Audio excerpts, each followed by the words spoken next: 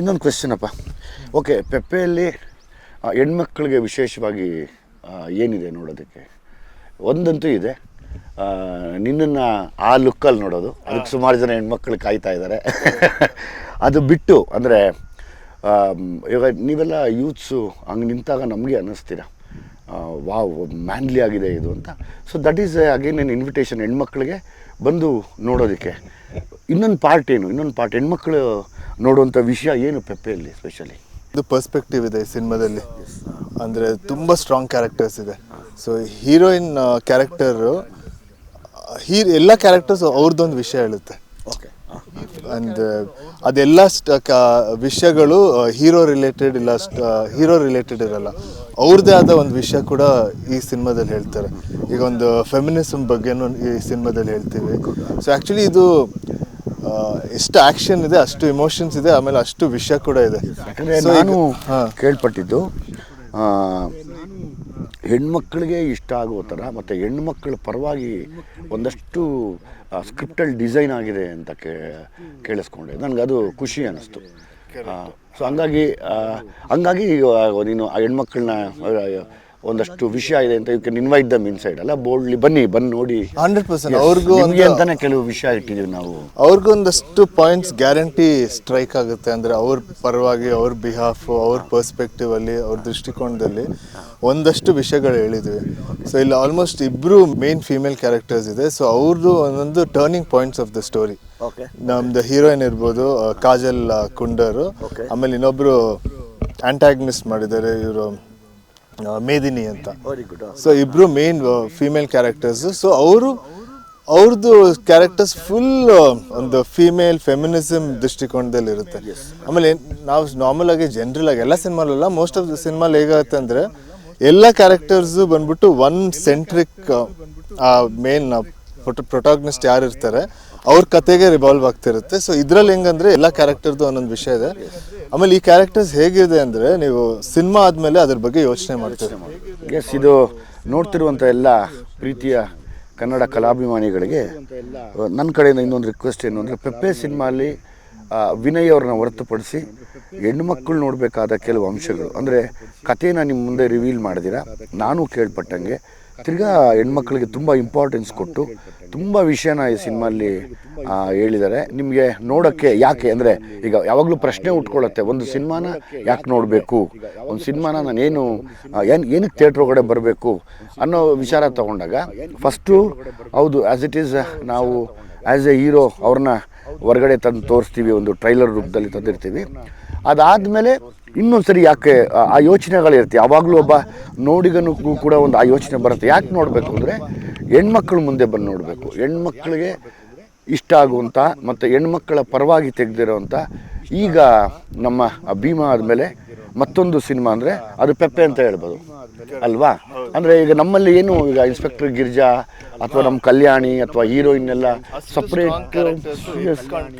S, ಅದೇ ಥರ ಪೆಪ್ಪೆಲ್ಲೂ ಕೂಡ ಒಂದಷ್ಟು ಹೆಣ್ಮಕ್ಳ ಕ್ಯಾರೆಕ್ಟರ್ಸ್ನ ಇಟ್ಕೊಂಡು ಕಂಪ್ಲೀಟ್ ಕಥೆನ ಡಿಸೈನ್ ಮಾಡಿರೋದು. ಅಂಡರ್ ಕರೆಂಟಲ್ಲಿ ಹೆಣ್ಮಕ್ಳ ವಿಷಯನ ತುಂಬ ದೊಡ್ಡ ಮಟ್ಟಕ್ಕೆ ಹೇಳಿದ್ದಾರೆ ಅಂತ ಇವತ್ತರೆಗೂ ಎಲ್ಲ ಕಡೆ ಟಾಕ್ ಇದೆ. ಸೊ ಹಂಗಾಗಿ ಆ ಒಂದು ವಿಷಯ ಆ್ಯಸ್ ಎ ಡೈರೆಕ್ಟರ್ ಆಗಿ, ಆ್ಯಸ್ ಎ ಇವರ ಮನೆಯ ಅಭಿಮಾನಿಯಾಗಿ ನಾನು ಅದನ್ನು ಇಂಟರ್ವ್ಯೂ ಮಾಡ್ತಾ ಇದ್ದೀನಿ. ಮಿಸ್ ಮಾಡಬೇಡಿ, ಬನ್ನಿ ನೆಕ್ಸ್ಟ್ ಎಪಿಸೋಡಲ್ಲಿ ಏನು ಮಾತಾಡಬೇಕು ಅಂತ ಕೇಳ್ತೀನಿ ನೋಡೋಣ. ಎಸ್ ವಿನಯ್, ಈಗ ಹೆಣ್ಣುಮಕ್ಕಳು ಹೀರೋಯಿನ್ ವಿಶೇಷತೆ ಏನು, ಅಥವಾ ಇನ್ನೊಬ್ರು ಯಾರೋ ಎಗೇನ್ಸ್ಟ್ ಹೀರೋಯಿನ್ಗೆ ಮಾಡಿದ್ದಾರೆ ಅಂತಲ್ಲ, ಅವ್ರದ್ದೇನು? ಸೊ ಅದೇ ಅವ್ರದ್ದೊಂದು main opposite character. Okay. So ನನಗೆ ಆಪೋಸಿಟ್ ಕ್ಯಾರೆಕ್ಟರ್ ಅವ್ರದ್ದು. ಗುಡ್. ಅವ್ರು ಪ್ಲೇ ಮಾಡ್ತಾರೆ. ಓಕೆ. ಈ ಕತೆ ಕೇಳ್ಬೇಕಂದ್ರೇನು, ಓಕೆ, ಒಂದಷ್ಟು ಸೀನ್ ನೀವು ಯಾವುದೇ ಕತೆ ಕೇಳಿದ್ರೆ ಒಂದಷ್ಟು ಸೀನ್ ಇಂಪ್ಯಾಕ್ಟ್ ಆಗುತ್ತಲ್ಲ. ಕರೆಕ್ಟ್. ಆ ಸೀನ್ ಕೇಳಿದ ತಕ್ಷಣ ಆಯ್ತು ಕತೆ ಮಾಡಬೇಕು ಅಂತ. ಹೌದೌದು. ಸೊ ನನ್ನ ಸೀನ್ಗಳು ಎಷ್ಟು ಇಂಪ್ಯಾಕ್ಟ್ ಆಯ್ತು, ನನಗೆ ಇದೊಂದು ಹೀರೋಯಿನ್ ಒಂದು ಸೀನ್ ಇದೆ. ಓಕೆ, ಅದು ಹೇಳೋದು ಬೇಡ. ಅದೇ ಸೊ ಆ ಸೀನು ಕೂಡ ಅಷ್ಟೇ ಇಂಪ್ಯಾಕ್ಟ್ ಆಗಿ ಆ ಸೀನ್ ಕೇಳಿದ ತಕ್ಷಣ ಈ ಕತೆ ಫಿಕ್ಸ್ ಅಂತ ಫಿಕ್ಸ್ ಮಾಡ್ಕೊಂಡಿದ್ದೆ. ಸೂಪರ್. ಸೊ ಅಷ್ಟು ಪವರ್ಫುಲ್ ಆಗಿದೆ. So nice. ವಿನಯ್, ಈ ಪೆಪ್ಪೆ ಸಿನಿಮಾಲಿ ಕೂರ್ಗಲ್ಲಿ ನಡೆದಂಥ ಈ ಕಾಂಚೀರಾಮ್ ಕಾಲೋನಿ ಅಂತ ಏನೋ ಕೇಳ್ಪಟ್ಟೆ, ಅದು ಕರೆಕ್ಟ್? ಅಲ್ಲಿ ನಡೆದಿದ್ದು ಒಂದು ರಿಯಲ್ ಇನ್ಸಿಡೆಂಟಾ ಇದು? ಇಲ್ಲ, ಆ್ಯಕ್ಚುಲಿ ಅದು ನಮ್ಮ ಕತೆಗೂ ಅವ್ರದ್ದಕ್ಕೂ ಏನು ಇನ್ಸ್ಪಿರೇಷನ್ ಇಲ್ಲ. ಬಟ್ ನಾವಲ್ಲಿ ಒಂದು ಫೈಟ್ ಸೀಕ್ವೆನ್ಸ್ ಶೂಟ್ ಮಾಡಕ್ಕೆ ಹೋದ್ವಿ. ಅಲ್ಲಿ ಅವ್ರ ಸ್ಟ್ರಗಲ್ಸ್, ಅವರು ಅವ್ರ ಕಾಲೋನಿನ ಹೇಗೆ ಕಟ್ಟರು, ಅದಕ್ಕೆ ಏನೇನು ಕಷ್ಟಪಟ್ಟರು ಅಂತ ಹೇಳಕ್ ಹೋದ್ರು. ಸೊ ಅವಾಗ ನೋಡಿದ್ರೆ ಅದೊಂಥರ ನಮ್ಮ ಪೆಪ್ಪೆಗೆ ಆ್ಯಕ್ಟಿಂಗ್ ಮಾಡೋಕ್ಕೆ ಇಲ್ಲ ಶೂಟ್ ಮಾಡೋಕ್ಕೆ ಒಂದು ಮೋಟಿವೇಶನ್ ಸಿಕ್ತು. ಓಕೆ ಸೊ ಅವ್ರು ಎಷ್ಟು ಕಷ್ಟಪಟ್ಟಿದ್ರು, ಒಂದು 200-300 ಜನ ಫ್ಯಾಮಿಲಿಗಳಿದ್ದಾರೆ. ಆಲ್ಮೋಸ್ಟ್ ಒಂದು 10 ಇಯರ್ಸಿಂದ ಆ ಜಾಗದಲ್ಲಿದ್ದಾರೆ. ಬಟ್ ಅಲ್ಲಿ ಬರೋಕ್ಕೆ ಒಂದಷ್ಟು ಸ್ಟ್ರಗಲ್ಸು, ಒಂದಷ್ಟು ಜನನ ಎದುರಿಸಿ ಇನ್ನೂ 10 ಇಯರ್ಸ್ ಆದರೂ ಇನ್ನೂ ಹೋರಾಡ್ತಾನೆ ಅಲ್ಲಿದ್ದಾರೆ. ನಮ್ಮ ಭಾರತದಲ್ಲಿ ತುಂಬಾ ವಿಷಯಗಳಿಗೆ ಹೋರಾಟ ನಡೀತಾನೆ ಇರುತ್ತೆ. ಸ್ವತಂತ್ರ ಸಿಕ್ಕಿದ್ರು ಯಾಕೋ ಅವ್ರಿಗೆ ಗೊತ್ತಾಗ್ತಾ ಇಲ್ಲ. ನಾವು ಅದನ್ನ ಬಿಡ್ತಾ ಇಲ್ಲ, ಹೋರಾಟ ಮಾಡ್ತಾನೆ ಇದ್ದೀವಿ. ಖುಷಿ ಆಗತ್ತೆ. ಅಂದರೆ ಅಗೇನ್ ತಿರ್ಗಾ ಪೆಪ್ಪೆ ಸಿನಿಮಾ ಮೂಲಕ ಎಲ್ಲ ಮಡಿಕೇರಿಯ ಎಲ್ಲ ಪ್ರೀತಿಯ ಸಿನಿಮಾ ಅಭಿಮಾನಿಗಳಿಗೆ ಸಿನಿಮಾ ನೋಡಿ ಅಂತ ಕೂಡ ಇದರಿಂದ ನಾವು ಇನ್ವಿಟೇಷನ್ ಕೊಡ್ಬೋದಲ್ಲ. ಕರೆಕ್ಟ್. ಆಮೇಲೆ ಆ ಕಾಲೋನಿಯಲ್ಲಿ ನಾವೆಲ್ಲ ಶೂಟ್ ಮಾಡಿದ್ವಿ. ಸೊ ಅಲ್ಲಿ ಒಂಥರ ಕೋ ಎಕ್ಸಿಸ್ಟಿಂಗ್ ಆಗಿ ಮಲಯಾಳದವರು, ಉರ್ದು ಮಾತಾಡೋರು, ತಮಿಳ್ ಮಾತಾಡೋರು, ತೆಲುಗು ಮಾತಾಡೋರು, ಕನ್ನಡ ಮಾತಾಡೋರು ಎಲ್ಲರೂ ಒಟ್ಟಿಗೆ ಸ್ಟೇ ಮಾಡ್ತಿದ್ದಾರೆ.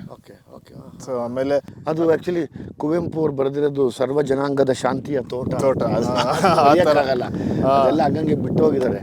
ಖುಷಿ ಅನ್ಸುತ್ತೆ. ಯಾಕೋ ಭೀಮಾ ಸಿನಿಮಾಗೆ ತುಂಬಾ ಹೋಲಿಕೆಗಳಾಗ್ತಾ ಇದೆ. ಕರೆಕ್ಟ್. ಸಾಕಷ್ಟು ವಿಷಯಗಳು, ಮೋಸ್ಟ್ಲಿ ಇಂಟೆನ್ಷನ್ಗಳು ಎಕ್ಸಾಕ್ಟ್ಲಿ ಒಂದು ಹೋರಾಟಕ್ಕೆ ನಿಂತಿರೋ ಒಂದು ಯುವ ಪೀಳಿಗೆ ಜೊತೆ ಒಂದು ಸಿನಿಮಾ ಆಗಿದೆ ಅಂತ ನನ್ನ ಏನೋ ಒಂದು ಜಡ್ಜ್ಮೆಂಟ್ ಅನ್ನಿಸ್ತಾ ಇದೆ.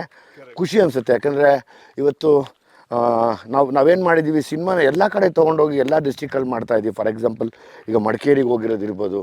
ಮಡಿಕೇರಿಯಲ್ಲಿ ಯಾವಾಗಲೂ ನಾವು ಅವರು ಸಖತ್ತಾಗಿ ಆ ಡ್ಯಾನ್ಸ್ ಮಾಡೋದೇ ನೋಡ್ತಾ ಇರ್ತೀವಿ.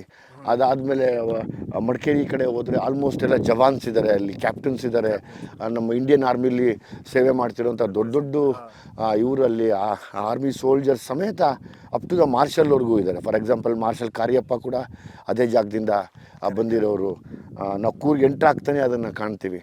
ಸೊ ಅಗೇನ್ ಈ ಒಂದು ಇಂಟರ್ವ್ಯೂಲಿ ಮತ್ತೆ ಇನ್ನೊಂದು ಸತಿ ನಾವು ನಮ್ಮ ಜನತೆ ಒಟ್ಟಿಗೆ ಮಡಿಕೇರಿ ಜನ ಕೂಡ ಈ ಸಿನಿಮಾನ ನೋಡ್ಬೋದು ಅಂತ ನಾನು ಪ್ರೀತಿಯಿಂದ ಕೇಳ್ಕೊತೀನಿ. ಬನ್ನಿ ಈ ಸಿನಿಮಾ ನೋಡೋಣ ಅಂತ. ಬೆಂಗಳೂರಲ್ಲಿ ಸುಮಾರು ಜನ ನನಗೆ ಮೊನ್ನೆ ಮಡಿಕೇರಿಯಲ್ಲಿ ಇಬ್ಬರು ಕಪಲ್ಸ್, ಒಬ್ಬರು ಕಪಲ್ ಅಂದರೆ ಗಂಡ ಹೆಂಡತಿ ಇಬ್ಬರು ನಾನೊಂದು ಕಡೆ ಹೋಗ್ತಿದ್ದೆ ಟ್ರೈನಲ್ಲಿ. ಬಹುಶಃ ನೀವು ಆ ಇಂಟರ್ವ್ಯೂನ ನೋಡ್ತಾ ಇದ್ದರೆ ನೀವು ಮನೆ ಖಾಲಿ ಮಾಡಿಕೊಂಡು ಇನ್ನೊಂದು ಏರಿಯಾಗೆ ಶಿಫ್ಟ್ ಮಾಡೋಕ್ಕೆ ಟ್ರೈನಲ್ಲಿ ಬರ್ತಿದ್ರಿ. ನೀವು ಮಡಿಕೇರಿ ಅಂತ ಹೇಳಿದ್ರಿ.